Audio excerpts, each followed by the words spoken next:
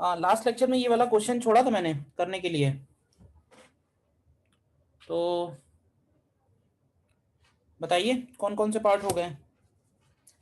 देखो इसमें अगर नहीं किया है तो कह रहा है 1 mole of ideal monoatomic gas, तो नंबर ऑफ मोल्स 1 हो गए और मोनोटॉमिक गैस हो गई, ठीक है। And it is taken through the cyclic process ABCA, दिख रहा है वो ट्राइंगल। तो सबसे पहले निकालना है वर्क डन बाई गैस। तो देखो वर्क डन बाई गैस तो हम लोग डायरेक्टली लिख सकते हैं कि work done by gas is simply equal to area of cycle. क्यों भाई? तो एरिया ऑफ साइकिल कितना हो जाएगा, क्योंकि ये ट्राइंगल है तो हाफ बेस और इनटू हाइट। तो यहां से सीधे सीधे वर्क डन बाई गैस तो आ गया P0 V0। फिर बी पार्ट में आते हैं। बी पार्ट में कह रहा है heat rejected by gas in the path CA and heat absorb by the gas in the path AB। तो देखो हीट निकालने के लिए क्या करो, देखो सबसे अच्छा क्या होता है कि पीवी डायग्राम तो है ही हमारे पास, अगर हम टेम्परेचर हर एक पॉइंट का पता कर लें तो क्या होता है ना, टेम्परेचर से सारी चीजें आसानी से जुड़ी हुई हैं, सारे फॉर्मूले टेम्परेचर पे ज्यादातर हैं। तो प्रेशर भी दिया हुआ है, वॉल्यूम दिया हुआ है, तो क्या करो उसको टेम्परेचर में कन्वर्ट कर लो।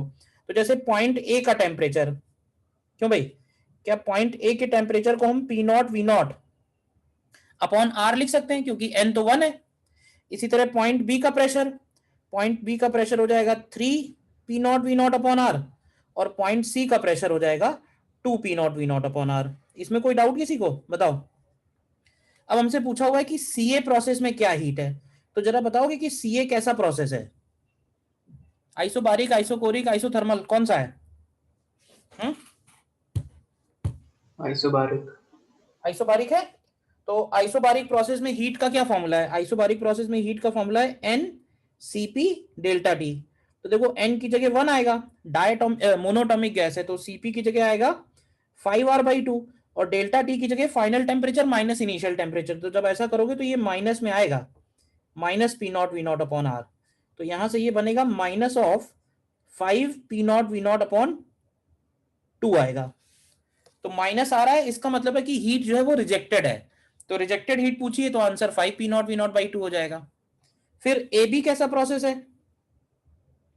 क्यों भाई, ए बी आइसोकोरिक है, तो आइसोकोरिक में लिखेंगे NCV डेल्टा टी, तो ये आएगा 1, CV की वैल्यू 3R/2, और डेल्टा टी की जगह ध्यान से देखो तो 2P0 V0 अपॉन R। तो यहां से ये आ जाएगा 3P0 V0। देखो ठीक है। फिर पूछा है net heat absorb by the gas in the path BC। तो देखो फॉर साइक्लिक प्रोसेस मतलब गैस को हम जिस पॉइंट से ले गए उस पॉइंट पे वापस ले आए हैं, तो डेल्टा यू तो 0 होगा। तो साइक्लिक प्रोसेस में हम हमेशा बोल सकते हैं कि जो W साइकिल होगा वो Q साइकिल के इक्वल होगा, ठीक है। अब Q साइकिल को क्या लिखेंगे, तो Q साइकिल को लिखेंगे QAB plus QBC and plus QCA। तो ये तीनों मिला के W के इक्वल होना चाहिए। W हम लोगों ने पहले ही निकाला है P0 V0। तो यहां से देखो QBC क्या आ जाएगा, QBC की वैल्यू हो जाएगी P0 V0 माइनस QAB करेंगे, यानी कि -3P0 V0 और प्लस में 5P0 V0/2 हो जाएगा माइनस होने के बाद। तो ये वैल्यू कितनी आएगी निकल के, तो देखो ये वैल्यू आ जाएगी P0 V0/2। तो ये QBC की वैल्यू हो गई। देखो ये सी पार्ट क्लियर है क्या किया है। साइक्लिक प्रोसेस में डेल्टा यू हमेशा 0 होगा, क्योंकि जहां से गए वहीं लौट के आ गए, तो डेल्टा यू तो 0 हो गया। तो Q cycle is always equal to W cycle, ये बात भी आप याद रख सकते हो। Q cycle is equal to W cycle. हाँ लास्ट पार्ट इसका सबसे अच्छा है। What is the maximum temperature attained by the gas during the cycle, मतलब इस पूरी साइकिल में मैक्सिमम टेम्परेचर कहां पे है। क्यों भाई, अब देखो मैक्सिमम टेम्परेचर बी और सी पे अगर टेम्परेचर देखें तो हमें वैल्यूज दी हुई हैं। अब बी से सी का जो प्रोसेस है उसमें क्या हो रहा है, वॉल्यूम बढ़ रहा है और प्रेशर कम हो रहा है। मैक्सिमम टेम्परेचर वहां पे होगा जहां प्रेशर इनटू वॉल्यूम का जो प्रोडक्ट है वो मैक्सिमम होगा। तो ऐसे तो डायरेक्टली नहीं बोल सकते हैं कि बी पे होगा या सी पे होगा, कहीं बीच में भी पॉसिबल है। तो सबसे पहला काम ये है हमें कि हमें इस लाइन का इक्वेशन निकालना पड़ेगा, बीसी लाइन का। तो बीसी लाइन का इक्वेशन कैसे निकाल सकते हो, बताओगे? For process BC, BC line का इक्वेशन कैसे आएगा, तो उससे बल लगाते हैं y minus y one equal to y two minus y one upon x two minus x one into x minus x one. ठीक है, तो y माइनस वाई वन, तो y की जगह है p, y1 हम ले लेते हैं 3p0, तो p minus 3p0 equal to, अब इसको लिखेंगे y2 minus y1 upon x2 minus x1 और इंटू x माइनस x1। देखो ध्यान से, तो ये आएगा p minus 3p0 equal to कितना बनेगा, ये बनेगा minus 2p0 upon v0 into v और प्लस हो जाएगा 2p0। देखो जरा सही है ना, तो यहां से p की वैल्यू आएगी minus of 2p0 upon v0 into v and plus 5p0। ठीक है, अच्छा p को लिख देते हैं हम लोग n R T upon v, तो minus 2p0 upon v0 into v plus 5p0।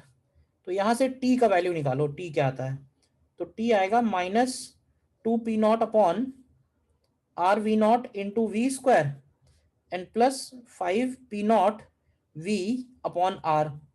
तो देखो ये temperature as a function of volume मिल गया और ये क्वाड्रेटिक टाइप का फंक्शन आ रहा है, और अगर हमें टेम्परेचर को मैक्सिमाइज करना है तो क्या करना होगा, टेम्परेचर को मैक्सिमाइज करने के लिए हम लोग dt अपॉन dv को जीरो कर सकते हैं। तो जरा निकालो dt अपॉन dv क्या आएगा, ये हो जाएगा minus 4p0 into V upon R V not and plus 5p0 upon R equal to 0। तो देखो यहां से v की क्या वैल्यू आती है निकल के, v की वैल्यू आती है शायद 5v0/4, 5v0/4, यानी ये वो वॉल्यूम आ गया जिसपे टेम्परेचर मैक्सिमम होगा।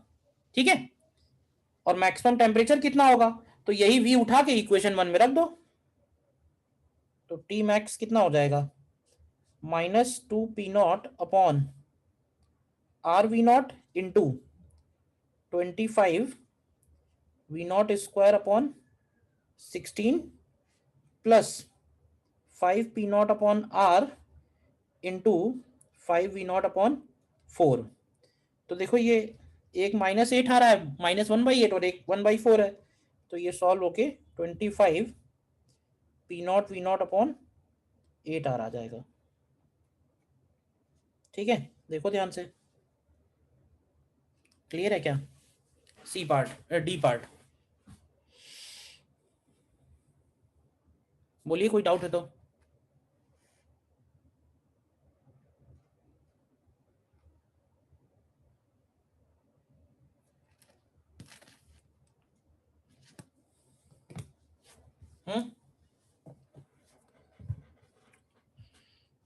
क्लियर है, देखो नोट करो, कुछ डाउट है बताओ। ठीक है, तो अभी तक हम लोगों ने इस चैप्टर में 3 प्रोसेस देखे हैं, आइसोबारिक, आइसोकोरिक एंड आइसोथर्मल, मतलब पॉपुलर प्रोसेस में से एक है। अच्छा देखो, किसी भी गैस का टेम्परेचर बढ़ाना है, वॉल्यूम एक्सपैंड करना है, कहने का मतलब अगर उसको एक स्टेट से दूसरे स्टेट ले जाना है तो उसके कितने सारे प्रोसेस हो सकते हैं, तो इनफाइनाइट टाइप के प्रोसेस हो सकते हैं। देखो ठीक है ना, ये जो 3 पढ़े हैं ये हमारे स्टैंडर्ड समझ लो हैं, एक दो और हैं वो और देखेंगे, लेकिन उससे पहले हमें एक पॉइंट समझना है हम लोगों को। अगला हेडिंग पड़ेगा, next heading is molar heat capacity. Molar heat capacity, इसको हम लोग कैपिटल सी से डिनोट करते हैं, और मोलर हीट कैपेसिटी मोर और लेस स्पेसिफिक हीट कैपेसिटी जैसा ही है। स्पेसिफिक हीट कैपेसिटी याद है जो कैलोरीमेट्री में हम लोगों ने देखा है, स्पेसिफिक हीट कैपेसिटी जब हम लिखते हैं ना Q equal to m s delta T, तो S जो होता है वो स्पेसिफिक हीट होता है उस पर्टिकुलर मटेरियल का। तो स्पेसिफिक हीट और मोलर हीट कैपेसिटी में ज्यादा फर्क नहीं है, ये है कि स्पेसिफिक हीट हम लोग डिफाइन करते हैं सॉलिड्स और लिक्विड्स के लिए। सॉलिड्स और लिक्विड्स के लिए बोलते हैं कि पर ग्राम सब्सटेंस को अगर 1 डिग्री सेल्सियस राइज करना है तो जो हीट रिक्वायर्ड होगी that is specific heat. Same वैसे ही मोलर हीट कैपेसिटी, अब गैसेस में हम लोग मास से ज्यादा मोल्स पे इफ देते हैं ना, मोल्स को ज्यादा स्टडी करते हैं, तो गैसेस के लिए मोलर हीट कैपेसिटी है कि किसी भी गैस का 1 मोल का टेम्परेचर अगर हमें 1 डिग्री सेल्सियस बढ़ाना है तो हमें जो हीट रिक्वायर्ड होगी वो मोलर हीट कैपेसिटी होगी। लेकिन यहाँ पे एक और पॉइंट है, पॉइंट ये है कि गैस का टेम्परेचर राइज और हीट गिवन के बीच में जो रिलेशन है वो सिर्फ इन्हीं दोनों पे डिपेंड नहीं कर रहा है, वो बीच में एक वर्क डन भी परफॉर्म है, वर्क डन भी आ रहा है, जिसकी वजह से इनफाइनाइट टाइप के प्रोसेस हो सकते हैं। और इनफाइनाइट टाइप के प्रोसेसेस होने की वजह से इनफाइनाइट टाइप्स की मोलर हीट कैपेसिटी भी हो सकती है। यानी molar heat capacity process dependent आएगी, अलग अलग प्रोसेस के लिए अलग अलग होगी। ठीक है ना। तो यहां पे हम लोग सबसे पहले यही लिखेंगे कि amount of heat required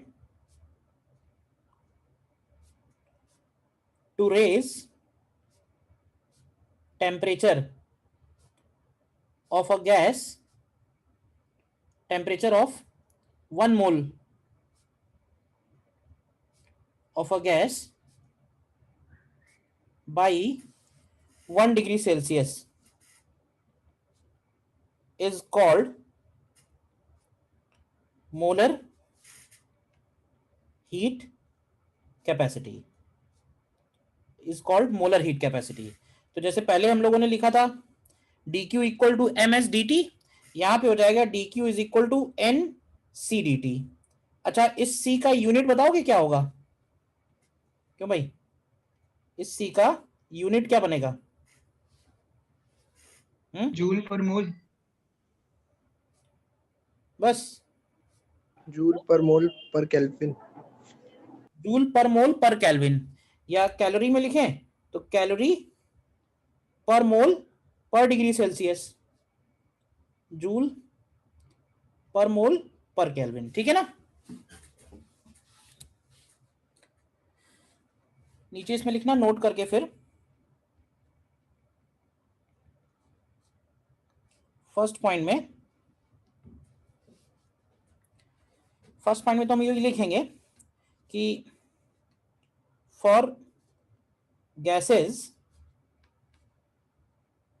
heat given and rise in temperature, heat given and rise in temperature is process dependent,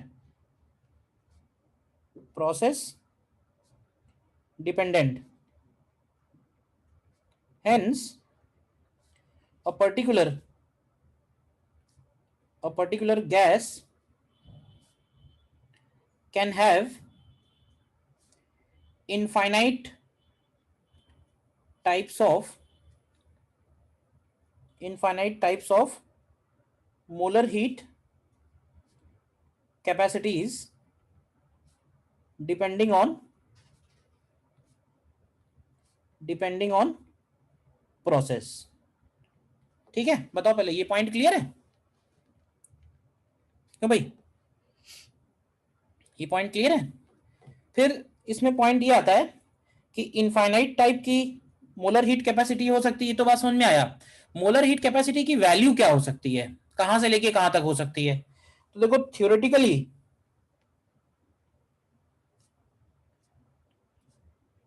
theoretically जो मोलर हीट कैपेसिटी है वो माइनस इंफिनिटी से लेके प्लस इंफिनिटी के बीच में कुछ भी पॉसिबल है।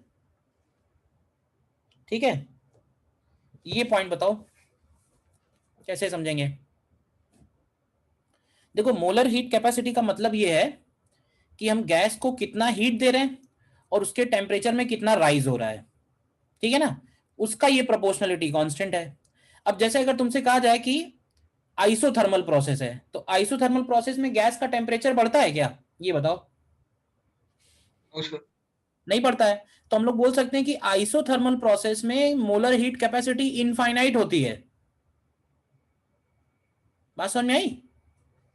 इसी तरह से हम लोग पढ़ेंगे एडियाबैटिक प्रोसेस। एडियाबैटिक प्रोसेस क्या होता है? एडियाबैटिक प्रोसेस होता है जिसमें हीट जीरो होता है। लेकिन एडियाबैटिक प्रोसेस भी पॉसिबल है जिसमें टेम्परेचर गैस का बढ़ रहा होगा। यानी कि बिना हीट दिए अगर टेम्परेचर बढ़ रहा है तो इसका मतलब है मोलर हीट कैपेसिटी जीरो है। तो अलग अलग प्रोसेस में अलग अलग वैल्यू हो सकती है। गैसेस के केस में ऐसा भी हो सकता है कि गैस हीट रिजेक्ट कर रही है और गैस का टेम्परेचर राइज हो रहा है क्योंकि उसके ऊपर वर्क डन परफॉर्म हो रहा होगा। बात समझ में आई? तो वर्क डन की वजह से ना सारा खेल बिगड़ गया है, तो इसलिए सी की वैल्यू कुछ भी हो सकती है depending on process. Theoretically minus infinity से प्लस इन्फिनिटी तक पॉसिबल है। बोलिए।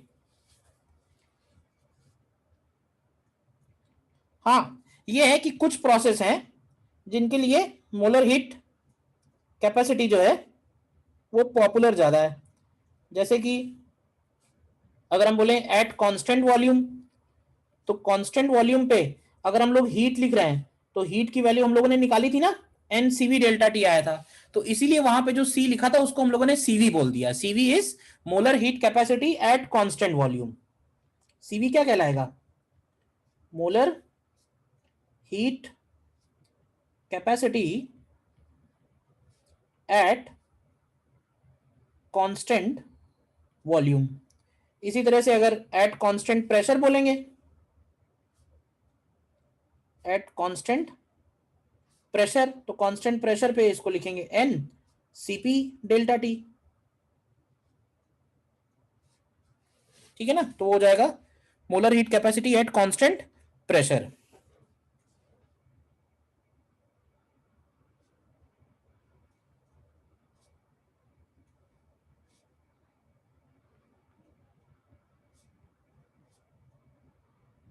एट कांस्टेंट प्रेशर, ठीक है ना। एट कांस्टेंट टेम्परेचर अगर लिखना हो तो एट कांस्टेंट टेम्परेचर भाई सी को क्या लिखेंगे? सी को लिखेंगे Q upon n delta T, तो ये वैल्यू आ जाएगी इन्फिनिटी। इन्फिनिटी क्यों आएगी? क्योंकि डेल्टा टी की वैल्यू 0 है। तो अगर हमें लिखना हो सी टी क्या होगा? सी टी यानी एट कांस्टेंट टेम्परेचर, तो वो वैल्यू इन्फिनिटी आएगी। हालांकि ये है कि सीवी और सीपी ज्यादा पॉपुलर हैं, तो सीवी और सीपी कांस्टेंट्स की तरह भी यूज होते हैं, क्योंकि सीवी और सीपी की वैल्यू अल्टीमेटली तो इसी बात पर डिपेंड करती है कि गैस की एटॉमिसिटी क्या है, मोनोटॉमिक है, डायटॉमिक है, नॉन लीनियर पॉलीटॉमिक है, क्या है।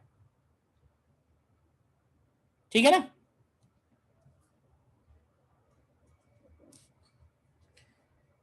नेक्स्ट पॉइंट फिर आएगा how to calculate molar heat capacity in general process. How to calculate molar heat capacity in general process. ये तो वो प्रोसेस हो गए जो स्टैंडर्ड है, बट अगर कोई और जनरल प्रोसेस है तो उसमें कैसे निकालेंगे? तो देखो हमारे पास फर्स्ट लॉ ऑफ थर्मोडायनेमिक्स से लिख सकते हैं d Q is equal to d U plus d W. बोलो। अच्छा, डी क्यू को क्या लिखेंगे? अगर जनरल प्रोसेस है तो इसको लिखेंगे एन सी डी टी। सी जो भी प्रोसेस होगा उसका सी बनेगा ये। डी यू को क्या लिखेंगे? तो ध्यान रखना डी यू को हमेशा हम n C V d T लिखते हैं। और डी डब्ल्यू को क्या लिखेंगे? तो डी डब्ल्यू को हम लोग पी डी वी लिख सकते हैं। तो अगर यहां से सी की वैल्यू निकालोगे तो ये आएगी C V plus P D V upon N D T. देखो, तो ये एक डिफरेंशियल इक्वेशन निकल के आई है, लेकिन इस डिफरेंशियल इक्वेशन की हेल्प से हम किसी भी प्रोसेस में सी का वैल्यू निकाल सकते हैं, प्रोवाइडेड हमको डीवी और डी में रिलेशन मिल जाए, या हमें वी अपॉन टी का रेशियो मिल जाए, डीवी अपॉन डी मिल जाए, वीटी ग्राफ का स्लोप मिल जाए। इसी को हम और भी एक तरह से एक्सप्रेस कर सकते हैं, जैसे C equal to C V plus, इसको लिख सकते हैं R P D V upon R P D V upon P D V plus V d P. ये बताओगे कैसे लिख दिया? क्यों भाई? ये जो सेकंड वाला differential form of gas equation. Differential form of ideal gas equation से हेल्प से लिखा है, वहां से हम लोग लिख सकते हैं ना n R d T equal to P D V plus V d P.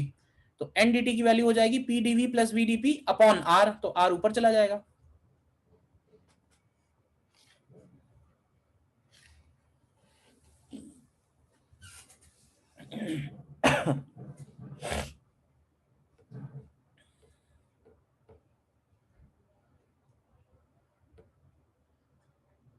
ठीक है।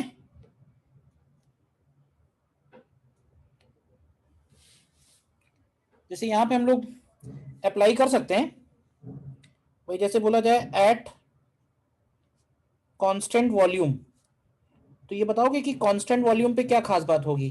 कांस्टेंट वॉल्यूम पे डीवी की वैल्यू 0 होगी, क्यों भाई? और डीवी की वैल्यू 0 अगर करोगे तो सी की वैल्यू सीवी के बराबर आ जाएगी। इसी तरह से at constant pressure, at constant pressure क्या लिखेंगे? एट कांस्टेंट प्रेशर हम लोग बोलेंगे कि डीपी की वैल्यू 0 होगी। तो अगर डीपी 0 करोगे तो ध्यान से देखो सी की वैल्यू क्या आएगी? सी की वैल्यू आएगी सीवी प्लस आर, और इसी को हम लोग सीपी लिखते हैं। और एक रिलेशन पॉपुलर है that CP minus CV is equal to R. इस रिलेशन को क्या बोलते हैं, सुना है कभी? क्यों भाई? This relation is called Mayer's relation. तो कहने का मतलब किसी भी प्रोसेस में अगर हमें मोलर हीट कैपेसिटी निकालनी है तो हम ये ऊपर वाली डिफरेंशियल इक्वेशन से निकाल सकते हैं, ठीक है? तो जरा निकाल के बताना मुझे। जैसे for polytropic process, polytropic process, polytropic process हम किसको कहते हैं?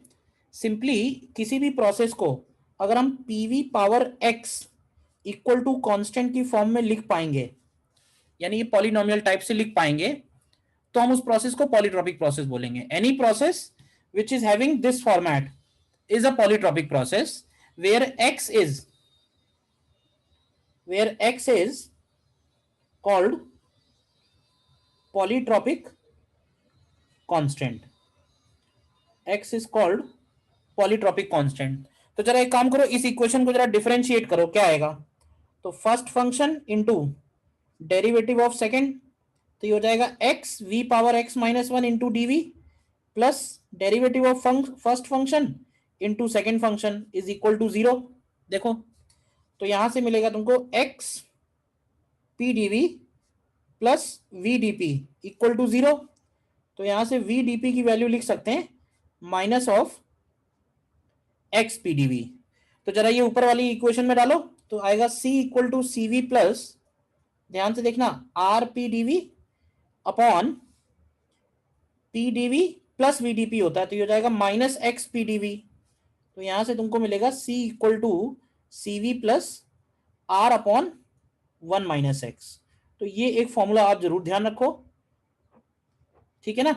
कोई और प्रोसेस अगर आ गया तुम्हारे सामने other than isobaric, isochoric, isothermal, adiabatic, 4 standard process के अलावा, तो उसको तुम्हें क्या करना है? उसको तुम्हें इसी फॉर्मेट में लिख लेना है, PV power x equal to constant की फॉर्मेट में एक्स की वैल्यू पता कर लेनी है, और एक्स की वैल्यू डायरेक्ट तुम इसमें रखोगे तो हमें उसका सी मिल जाएगा। अच्छा सी मिल जाएगा तो क्या फायदा होगा? तो सी से क्या है ना, सब चीजें जुड़ी हुई हैं। एक बार अगर तुमने सी निकाल दिया फिर तो कोई दिक्कत ही नहीं है, ठीक है ना? जैसे क्या होगा कि हीट अगर निकालनी है तो हीट की वैल्यू हो जाएगी n C delta T, delta U निकालना है तो डेल्टा यू की वैल्यू होगी n C V delta T, और Q और डेल्टा यू पता चल गया है तो W की वैल्यू हो जाएगी Q माइनस डेल्टा यू। तो W भी अगर देखो तो ये आएगा N C minus CV delta T. तो C माइनस CV अगर तुम यहां से लिख दो तो ये हो जाएगा NR delta T upon 1 minus x. मतलब कहने का अगर एक बार X पता चल गया तो उस प्रोसेस में Q निकालना, डेल्टा यू निकालना, W निकालना बहुत आसान है। So this is all about polytropic process. देखो ध्यान से बताओ, देखो एक बार ध्यान से कुछ क्वेश्चंस देखते हैं फिर इसके ऊपर पहले।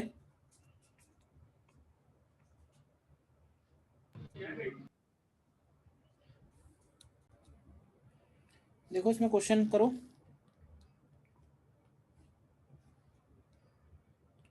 मोलर हीट कैपेसिटी निकालने का ही क्वेश्चन है। देखो ध्यान से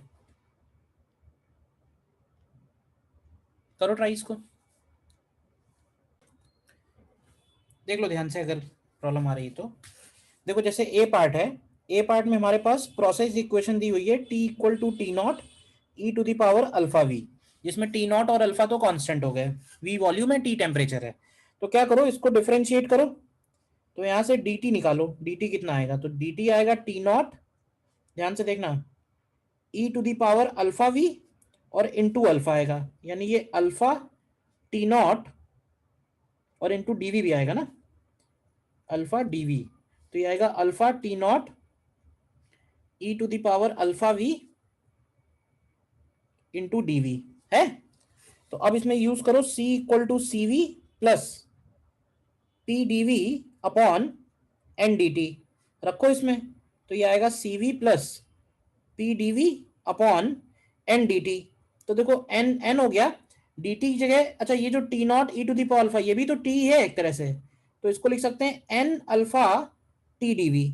तो यहां से देखो ये dV dV कैंसिल हो जाएगा, ये आएगा CV plus T upon n alpha T। और P अपॉन NT को क्या लिख सकते हैं गैस इक्वेशन यूज करके, क्यों भाई?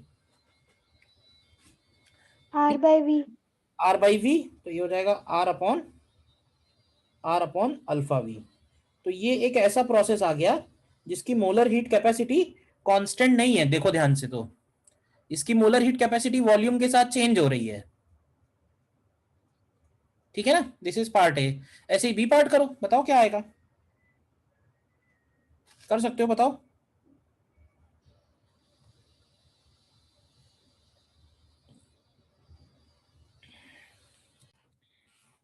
सेम ही है ना। बी पार्ट में क्या दिया हुआ है, बी पार्ट में दिया है P equal to P not e to the power alpha V। तो यहां से तुम dp निकालो, dp की वैल्यू आएगी P not alpha e to the power alpha V dV। इसको लिख सकते हैं अल्फा टाइम्स PdV।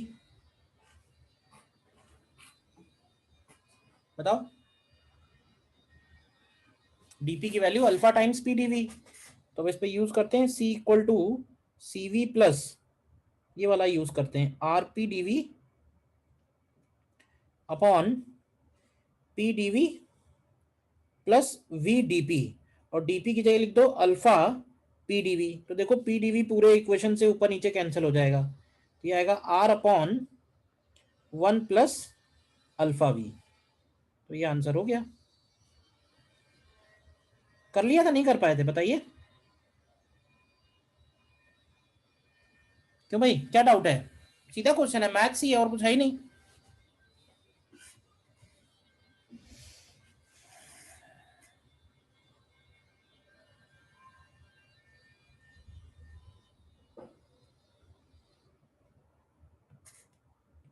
और देखो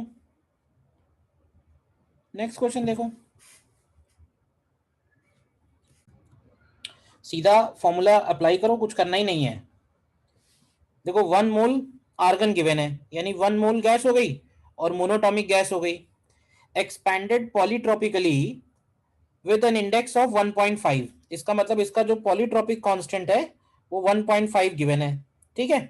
अब हमसे क्या पूछा है, in the process the gas temperature changes by -26। तो डेल्टा टी की जगह हो जाएगा -26 केल्विन।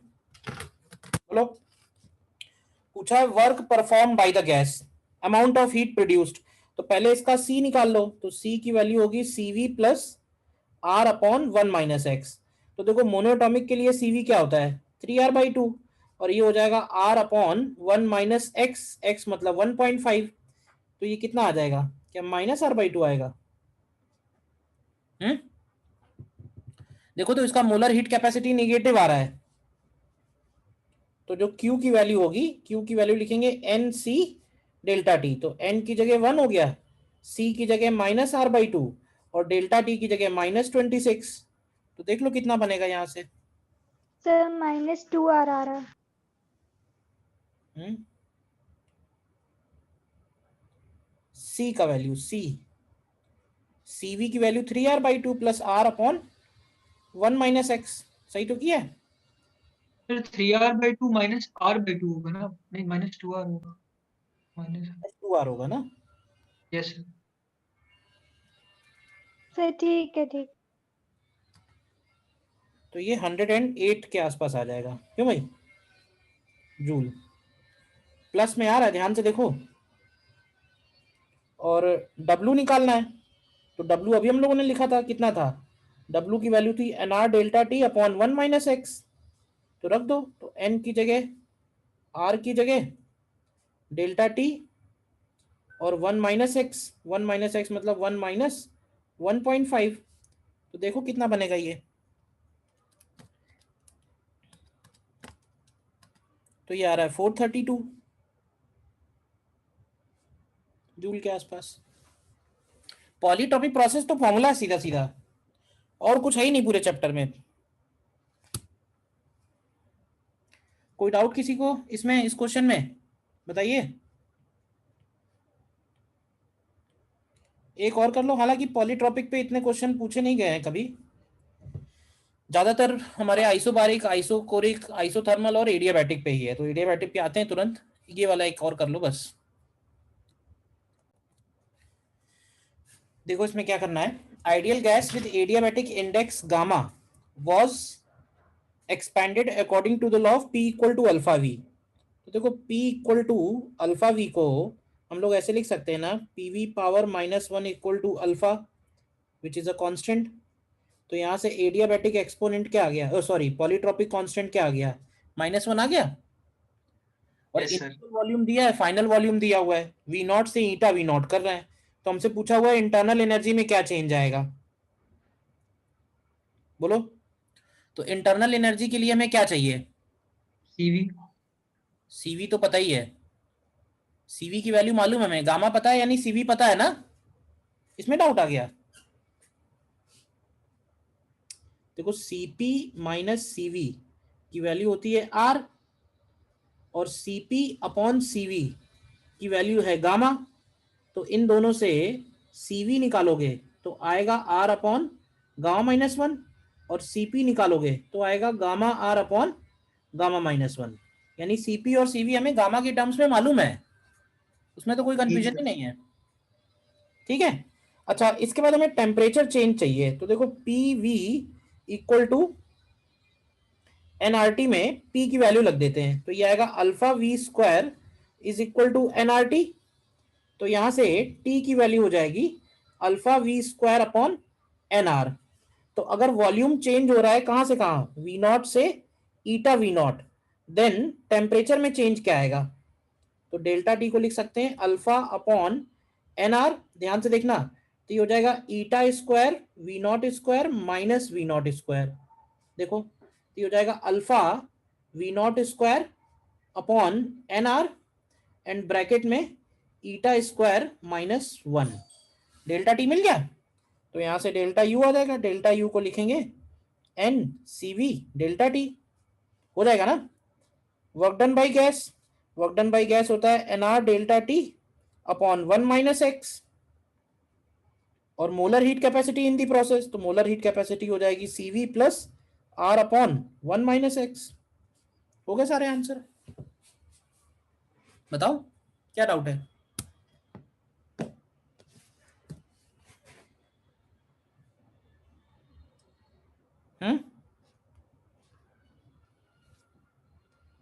बोलिए।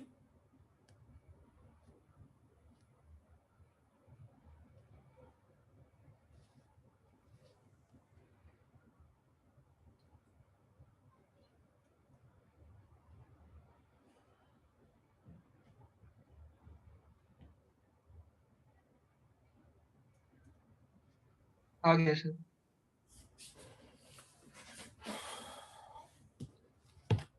क्लियर है ना। Yes sir. ये तो हो गया पॉलीट्रॉपिक प्रोसेस की बात, ठीक है। लेकिन हमको एडियाबैटिक वाले पार्ट पे ज्यादा फोकस करना है,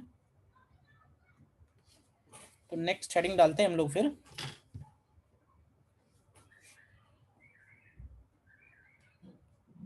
एडियाबैटिक प्रोसेस, ठीक है।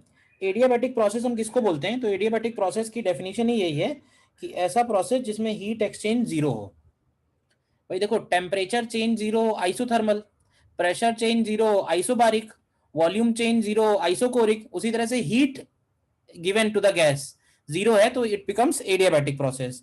अब देखो, अगर एडियाबैटिक प्रोसेस में Q जीरो है, Q जीरो है यानी कि C की वैल्यू जीरो है, मोलर हीट कैपेसिटी, तो क्या ये बोल सकते हैं कि W की वैल्यू माइनस डेल्टा U के इक्वल होगी। तो इस प्रोसेस में W निकालना तो बहुत आसान हो गया, W को हम सीधे सीधे -NCV डेल्टा T लिख सकते हैं, या अगर हम CV की वैल्यू गामा के टर्म्स में लिखें तो ये NR delta T upon gamma -1 हो जाएगा, ये W हो गया। मतलब याद कुछ नहीं करना है, सीधे सीधे W is equal to minus delta U याद रखो बस, Q तो जीरो ही है। और इस प्रोसेस का प्रोसेस इक्वेशन बहुत इंपॉर्टेंट है, क्योंकि कई बार डायरेक्ट क्वेश्चन तो प्रोसेस इक्वेशन पे ही आ जाते हैं। प्रोसेस इक्वेशन इसको अगर हम P और V के टर्म्स में लिखें तो it is PV power gamma equal to constant. अगर T और V में लिखेंगे तो TV power gamma minus one equal to constant. और अगर P और T में लिखेंगे तो PT power gamma upon one minus gamma is equal to constant. ठीक है ना, ये तीनों तुम्हें ध्यान रखने हैं। और इसके अलावा इनका इंडिकेटर डायग्राम, इंडिकेटर डायग्राम कौन कौन सा, PV, VT और PT ग्राफ, ये तीन ग्राफ ध्यान रखने हैं। ठीक है, तो PV ग्राफ तो इसका भी इसी तरह का आता है जैसे कि आइसोथर्मल का होता है, दिखने में ज्यादा फर्क नहीं है, दिखने में ज्यादा फर्क नहीं है।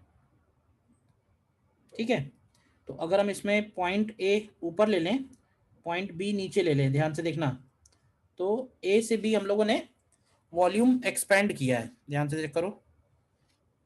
ठीक है, तो अगर वॉल्यूम एक्सपेंड किया है तो VT ग्राफ में A नीचे होगा, B ऊपर होगा, क्योंकि वॉल्यूम एक्सपेंड हो रहा है। तो ध्यान से देखो, टेम्परेचर की वैल्यू कम होगी। और अगर हम PT ग्राफ देखें तो PT ग्राफ इसका इस तरह का बनेगा। ठीक है,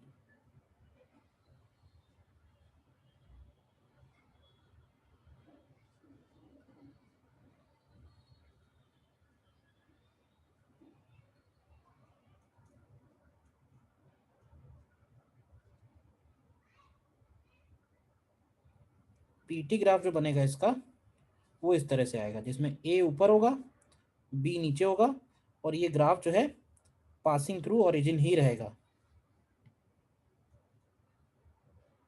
देखो ध्यान से, अब इसको मैं जरूर कहूंगा कि तुम इसको याद रखना है। इस बात को, एडियाबैटिक प्रोसेस में तुमको एक बात याद रखनी है, और वो ये कि प्रेशर और टेम्परेचर एक साथ चलते हैं। मतलब अगर प्रेशर इंक्रीज हो रहा है तो टेम्परेचर भी इंक्रीज हो रहा होगा, प्रेशर डिक्रीज हो रहा है तो टेम्परेचर भी डिक्रीज होगा, और वॉल्यूम अपोजिट चलता है। ठीक है, ये बात आएगी कहां से, तो ये बात इन इक्वेशंस के हेल्प से आएगी मैथमेटिकली, क्योंकि गामा की वैल्यू हमेशा 1 और 2 के बीच में ही होगी। डायटोमिक, मोनोटोमिक, पॉलीएटॉमिक, नॉनलीनियर, किसी की भी ले लो, गामा 1 और 2 के बीच में ही आएगा। तो अगर तुम इन इक्वेशंस में रखते हो तो तुमको यहाँ से पता चल जाएगा कौन इंक्रीज कर रहा है कौन डिक्रीज कर रहा है। बट फिर से मैं कहूंगा कि मैथ में जाने से पहले इसको याद ही कर लो, ज्यादा अच्छा है। बताओ। Yes sir. क्लियर है? सर ये Q इक्वल 0 का क्या मतलब है? हाँ, सर Q इक्वल 0 नहीं समझ आया। अरे Q इक्वल टू 0 ही तो नहीं समझना है, एडियाबैटिक प्रोसेस का यही तो मतलब है। व्हाट इज एडियाबैटिक प्रोसेस, बताओ मुझे। Sir heat transfer 0। यही तो लिखा है यार, Q0 का क्या मतलब हुआ? सर एक कंफ्यूजन हो रहा है सर, मतलब हीट अंदर जा सकती है कि नहीं जा सकती? अरे नहीं जा सकती, ना अंदर से बाहर ना बाहर से अंदर, complete close. Sir last question में फिर एक चीज लिखी थी एडियाबैटिक कांस्टेंट सर, तो सर इसका क्या मतलब था? एडियाबैटिक कांस्टेंट जो दिया है ना लास्ट क्वेश्चन में, हाँ इंडेक्स। तो इस ये देने का मतलब ये नहीं है कि प्रोसेस एडियाबैटिक है, ऐसे समझो। भाई देखो, CP, CV, gamma, degree of freedom और गैस की एटॉमिसिटी, ये पांचों बातें जो हैं गैस की प्रॉपर्टी हैं। अगर क्वेश्चन में तुम्हें सीपी की वैल्यू दे देगा तो इसका ये मतलब थोड़ा ना कि कांस्टेंट प्रेशर प्रोसेस है, क्योंकि ये पांचों बातें एक दूसरे से जुड़ी हुई हैं। कोई भी एक पॉइंट अगर हमें पता है तो हम बाकी सब निकाल सकते हैं, ऐसे समझो। तो सिर्फ गामा क्वेश्चन में लिखा हुआ है तो इसका ये मतलब नहीं है कि ये एडियाबैटिक प्रोसेस है। प्रोसेस तो उसने बाद में लिखा है कि प्रोसेस ये है। समझ में आया नहीं आया? Yes sir.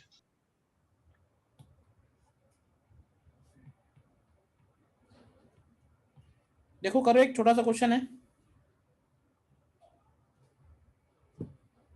करो इसको ट्राई। देखो क्या दिया हुआ है, 5.6 liters of helium gas at STP is adiabatically compressed to 0.7 liters। मतलब इनिशियल वॉल्यूम 5.6 है और कंप्रेस होके 0.7 हो गया, तो मतलब कितना हो गया, 1/8 कर दिया ना। तो इनिशियल टेम्परेचर अगर T1 है तो फाइनल टेम्परेचर क्या होगा, तो पहले इसमें यूज करो TV power gamma -1 is equal to constant.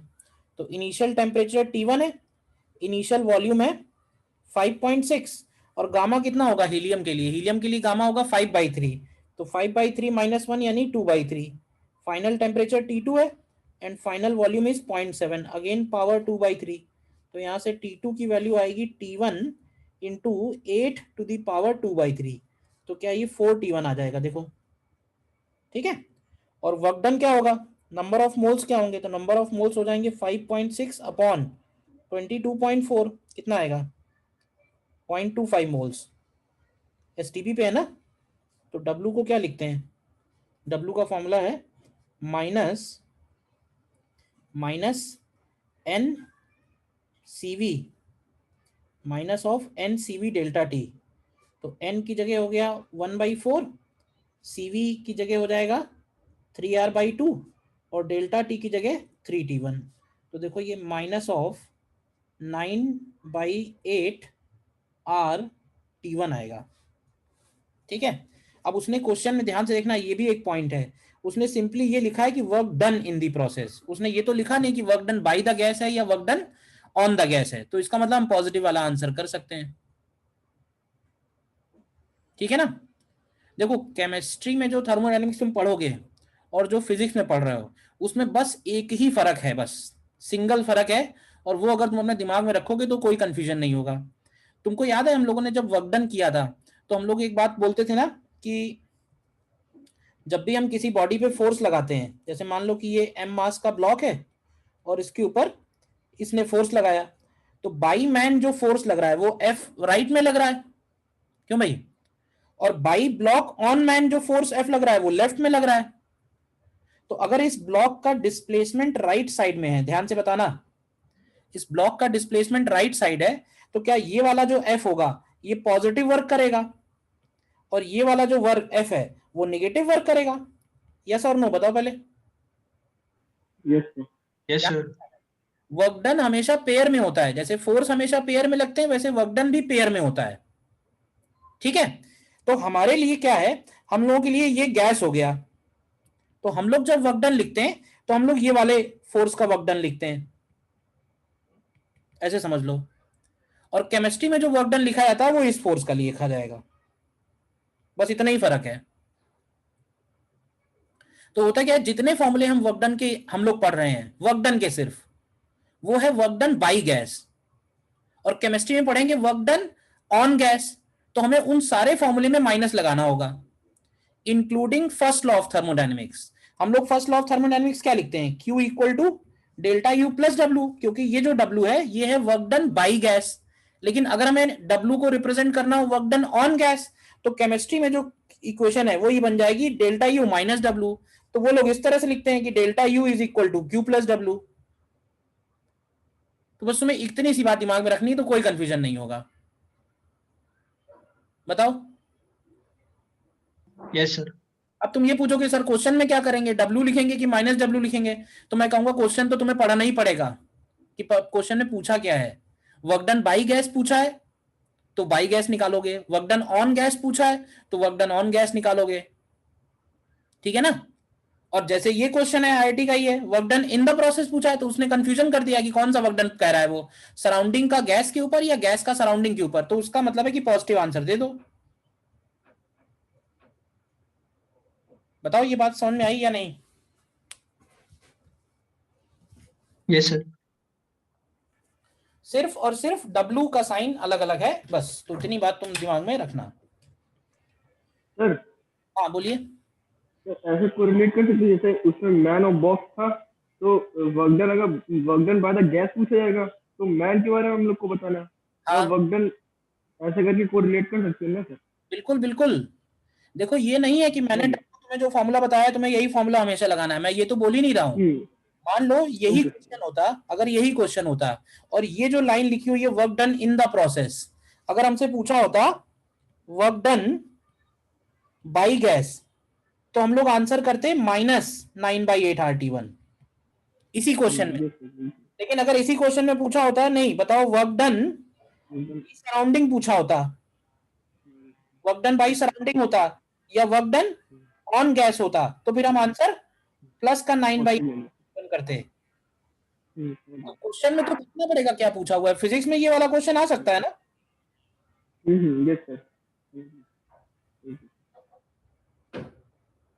Chemistry में एक आध बार ऐसा जरूर हुआ है कि उन्होंने खाली वर्क डन पूछ दिया है कि फाइंड वर्क डन, और ऑप्शन में पता चला प्लस भी था माइनस भी था, तो उन्हें एक आध बार जो है बोनस भी करना पड़ा इवन आईआईटी के एग्जाम में, ठीक है ना। बट तुम तो ठीक से समझ लो ना कि वर्क डन का क्या मतलब है, ठीक है? बोलिए। Yes sir. देखो नेक्स्ट क्वेश्चन, थ्योरी में और कुछ नहीं है, क्वेश्चन ही क्वेश्चन है अलग अलग वैरायटी के। देखो नेक्स्ट ट्राई करो। देखो इसमें ideal gas having initial pressure, initial volume, initial temperature given है and expand adiabatically until volume becomes 5.66 V। अब इसमें तुम्हें हो सकता है कैलकुलेटर जरूरत पड़ रहा है क्या? And temperature false to T/2, तो हम इसमें भी यही यूज करते हैं, using TV power gamma -1 is equal to constant. तो यहाँ से इनिशियल टेम्परेचर T है, वॉल्यूम V है, पावर गामा -1, फाइनल टेम्परेचर हम इसमें ले रहे हैं T/2 एंड वॉल्यूम हो जा रहा है 5.66 V पावर गामा -1। तो यहाँ से देखो क्या आ रहा है, यहाँ से 5.66 power gamma -1 is equal to 2 आ रहा है। तो यहाँ से गामा -1 की वैल्यू हो जाएगी क्या आएगा? लॉग लेना पड़ेगा सर। हाँ लॉग तो लेना पड़ेगा, ln2 अपॉन ln लेंगे, लॉग लेंगे, क्या लेंगे पता नहीं, ln2 upon ln of 5.66। Sir ये नेगेटिव नहीं हो जाएगा लॉग के अंदर? कौन लॉग के अंदर नेगेटिव हो जाएगा? नहीं भाई, तो ये वैल्यू आती है 0.4, तो गामा की वैल्यू हो जाएगी 1.4। 1.4 मतलब 1.4 मतलब क्या हुआ? F की वैल्यू 5 हो गई।